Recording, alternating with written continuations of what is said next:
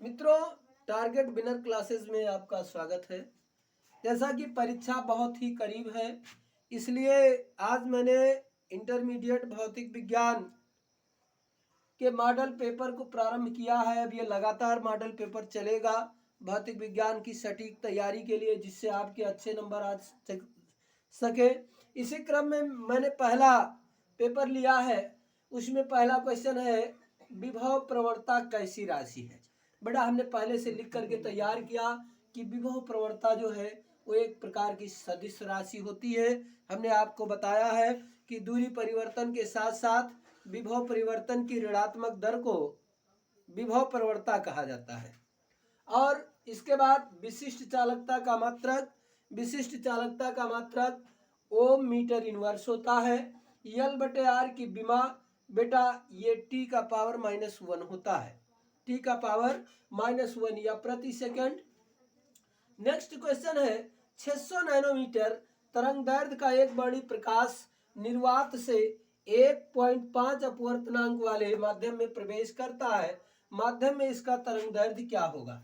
बेटा, हमने एक सूत्र बताया था, अपवर्तनांक n बराबर c/v होता है। c निर्वात में प्रकाश की चाल है और v जो है माध्यम में प्रकाश की चाल है। c बराबर एक फार्मूला है बेटा, c बराबर न्यू लेमडा, तो ये न्यू लेमडा 1 और ये हो गया v का न्यू लेमडा 2, जिसमें न्यू जो है वो आवृत्ति है। हमने एक क्लास में बताया था कि प्रकाश में जो गुण पाए जाते हैं, चाहे वो तरंग दैर्ध्य हो, आयाम हो, आवृत्ति हो, जिसमें आवृत्ति एक ऐसा गुण है जो नहीं बदलता है, स्थिर रहता है, तो आवृत्ति को हमने काट दिया। बचा क्या, लेमडा 1 बटे लेमडा 2। लेमडा 2 हमको प्राप्त करना है, तो n यहाँ चला आया, यानी लेमडा 2 बराबर लेमडा 1 बटे n, यानी 600 नैनोमीटर बटे 1.5 अर्थात 400 नैनोमीटर होगा। अगला क्वेश्चन है, आधुनिक मतानुसार प्रकाश की प्रकृति कैसी है। इसको भी हमने आपको पढ़ाया है कि न्यूटन महोदय के अनुसार प्रकाश जो है एक कण की भांति व्यवहार करता है, कणिका की बात। और हाइगन्स महोदय ने बताया है कि तरंग जैसा व्यवहार होता है। तो कुल मिलाकर लुईस डी ब्रोगली ने इसको बताया कि प्रकाश की प्रकृति जो होती है द्वैत प्रकृति होती है, डुअल कैरेक्टरिस्टिक फीचर होता है लाइट में, यानी कण की प्रकृति और तरंग की प्रकृति पाई जाती है।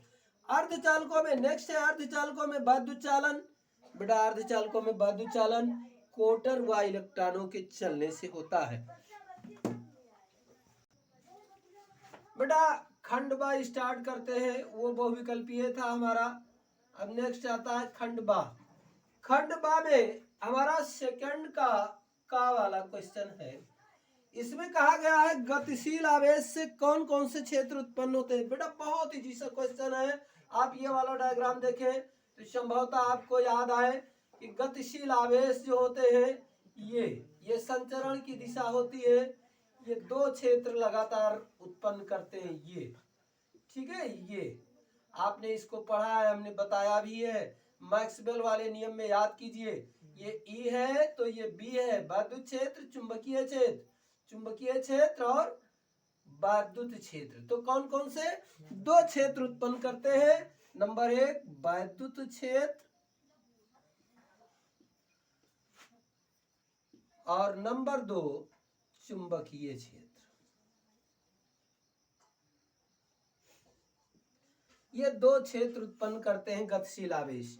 इसका खा दिया है बेटा। एक क्वेश्चन है, म्यू नॉट और एप्सिलॉन नॉट का पावर -1/2 क्या प्रदर्शित करता है।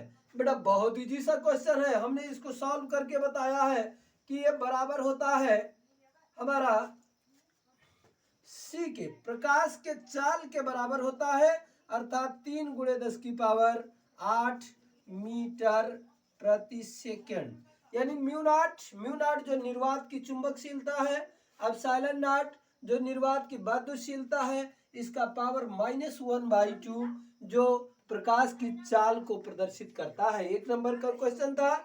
अगला गा नंबर पूछा है, लॉरेंस बल क्या है।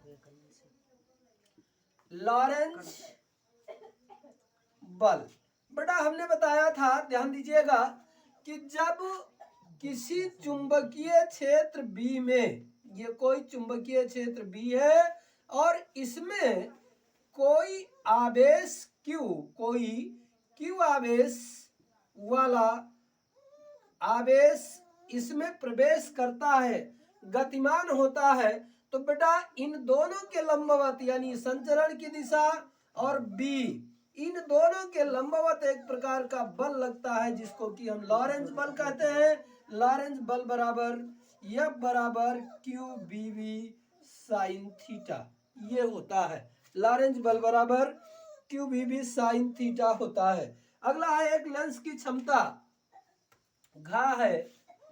एक लेंस की क्षमता दिया है बेटा, क्षमता हमारे पास इन्होंने दे रखा है प्लस 2.5 डायोप्टर इन्होंने दिया है।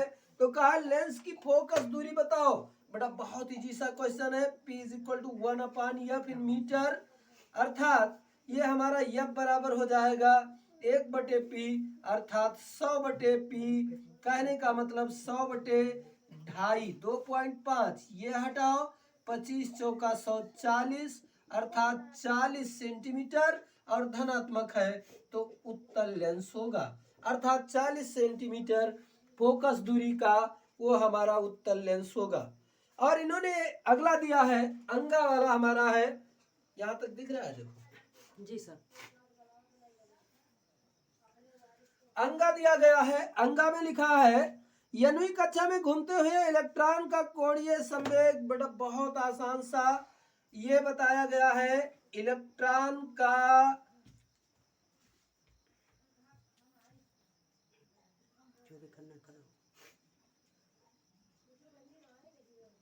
कोणीय संवेग, कोणीय संवेग जो होता है बेटा इसको बोर महोदय ने बताया था, कोणीय संवेग J बराबर होता है NH/2π के इक्वल होता है। यनवी कक्षा में चक्कर लगाते हुए इलेक्ट्रॉन का कोणीय संवेग J बराबर NH/2π होता है। नेक्स्ट लिखा है फोटॉन की ऊर्जा और संवेग में संबंध, बहुत आसान सा, इसको हम यहाँ कर देते हैं साइड में। यहाँ पर बेटा डी ब्रोगली महोदय ने बताया था, डी ब्रोगली ने बताया था कि lambda is equal to H/P होता है, जहां P क्या है, P हमारा जो है संवेग है, P संवेग है और लेमडा तरंग दैर्ध्य है। तो ये क्वेश्चन हमारा था। चलो मित्रों अब हम इसके बाद देखते हैं खंड सा। खंड सा ये हमारे 2 अंक वाले हैं। खंड सा के प्रत्येक प्रश्न जो होते हैं 2 अंक के होते हैं। इसमें पहला क्वेश्चन दिया है कि आवेश पृष्ठ घनत्व से आप क्या समझते हैं, चर्चा करते हैं। ये हमारा थर्ड का हुआ। इन्होंने पूछा है आवेश पृष्ठ घनत्व, हम आपको बताएं बहुत इजी सा है, ये आवेशों के वितरण से रिलेटेड है। बेटा किसी पदार्थ के एकांक क्षेत्रफल पर उपस्थित आवेशों की संख्या को आवेश पृष्ठ घनत्व कहा जाता है। आवेश पृष्ठ घनत्व क्या है, किसी पदार्थ के एकांक क्षेत्रफल यानी 1 वर्ग इकाई क्षेत्रफल वाले क्षेत्रफल पर उपस्थित आवेश की मात्रा को हम आवेश पृष्ठ घनत्व कहते हैं। नोट कर लीजिएगा, इंपॉर्टेंट है। आवेश पृष्ठ घनत्व को बेटा छोटा सिग्मा से रिप्रेजेंट किया जाता है और छोटा सिग्मा हमारा होता है Q/A और इसका मात्रक होता है बेटा कूलाम प्रति मीटर स्क्वायर, ये इसका मात्रक होता है। एक बार फिर से सुने, आवेश पृष्ठ घनत्व क्या है, किसी पदार्थ के एकांक क्षेत्रफल पर उपस्थित आवेश की मात्रा को आवेश का पृष्ठ घनत्व कहा जाता है। नेक्स्ट क्वेश्चन हमारा है, इन्होंने पूछा है कि L/R की बीमा, इन्होंने पूछा है। हम देखते हैं सबसे पहले L की बात करें तो बेटा ऊर्जा जो होती है ऊर्जा E बराबर 1/2 LI² होती है। ये LI² होती है। ये हमने समीकरण 1 बना लिया। और दूसरा है ऊर्जा का एक और समीकरण E बराबर हमारे पास I²RT, उष्मा वाला सूत्र है बेटा। ये H बराबर I²RT, H बराबर BIT, H बराबर BIT उसी से लिया गया है। ये दोनों को बराबर करते हैं, इसलिए 1/2 LI² बराबर I²RT। I² से I² कैंसिल हुआ बेटा। 1/2 नियतांक है, कोई बात ही नहीं है, तो L/R ये इधर चला आया बराबर T। L/R बराबर हमारे पास हो गया T, ये हो गया। तो T की विमा आप जानते हैं, ये हो जाएगा और मात्रक सेकंड हो जाएगा। ये और इसके बाद हमारा नेक्स्ट क्वेश्चन है, सूर्य से 1 किलोग्राम हाइड्रोजन के संलयन से प्राप्त ऊर्जा की गणना। सूर्य से 1 किलोग्राम हाइड्रोजन से प्राप्त ऊर्जा की गणना। तो बेटा संलयन का समीकरण है हमारे पास, नाभिकीय संलयन। हमने आपको बताया था कार्बन कार्बन साइकिल में 1H1 plus 1H1 plus 1H1 plus 1H1 gives out 2He4 और प्लस 2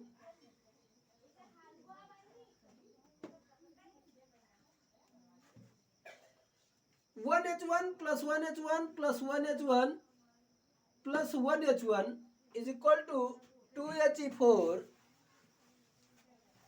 प्लस 2, थोड़ा बंद करो इसको, काटना पड़ेगा।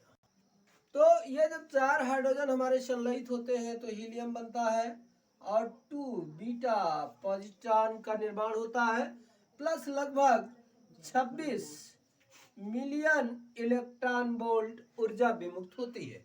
अब हम देखें बेटा अवोगाद्रो के अनुसार 1 ग्राम हाइड्रोजन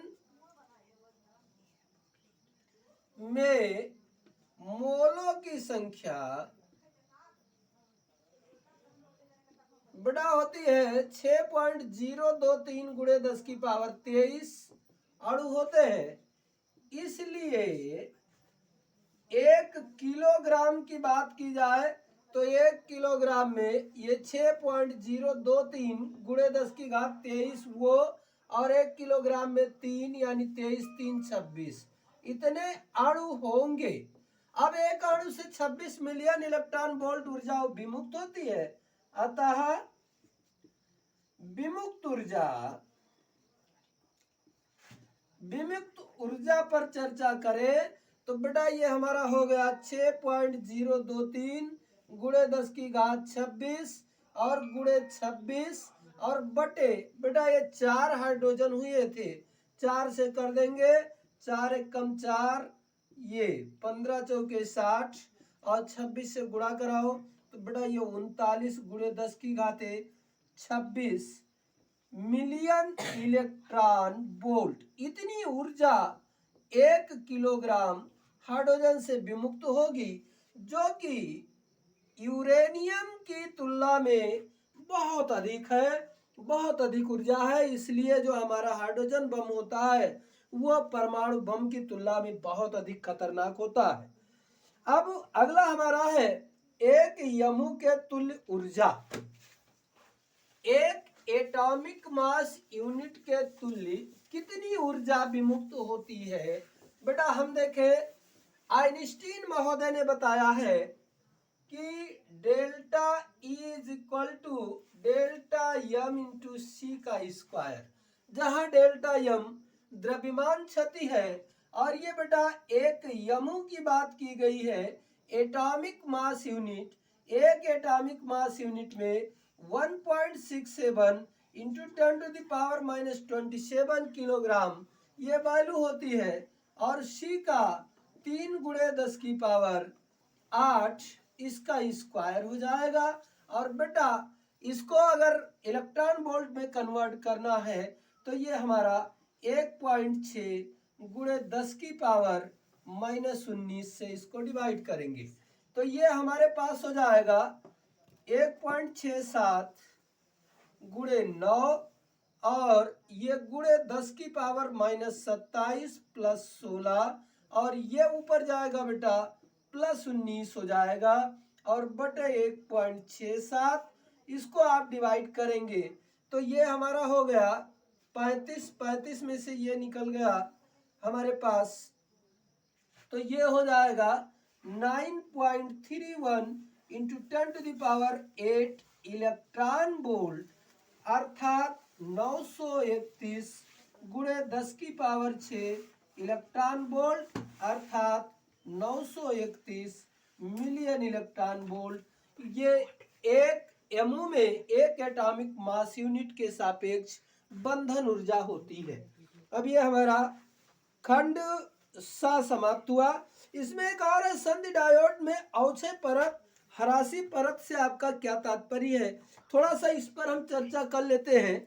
देखिए बेटा ये जो हमारा पीएन संधि डायोड होता है इसमें एक पी टाइप का क्रिस्टल लेते हैं और एक एन टाइप का, ये पी टाइप जिसमें कि होल्स की मात्रा होती है ये, और एन टाइप जिसमें कि इलेक्ट्रॉन्स की मात्रा होती है बहुत अधिक। और इनको जैसे ही परस्पर सटा करके रखा जाता है तो पी क्षेत्र के होल्स एन की तरफ और एन के इलेक्ट्रॉन पी की तरफ विसरण करना प्रारंभ कर देते हैं। और होता क्या है कि बेटा इस संधि तल पर आते हैं तो इसमें 98% इलेक्ट्रॉन जो होते हैं होल से संयोग करके विद्युत उदासीन हो जाते हैं और संधि तल पर इकट्ठा होते चले जाते हैं। इस प्रकार पीएन संधि डायोड में जो संधि तल होता है ये उदासीन कणों के जमा हो जाने से एक मोटी परत का निर्माण हो जाता है जिसको कि हम अवक्षय परत कहते हैं। ये और अवक्षय परत जो होती है ये आवेशों के प्रवाह का विरोध करती है। तो इस प्रकार इस मॉडल पेपर के खंड 7 तक के हमारे क्वेश्चन कंप्लीट हो जाते हैं और नेक्स्ट पार्ट में 3 नंबर वाले क्वेश्चन खंड दा और खंड या ये प्रारंभ किए जाएंगे।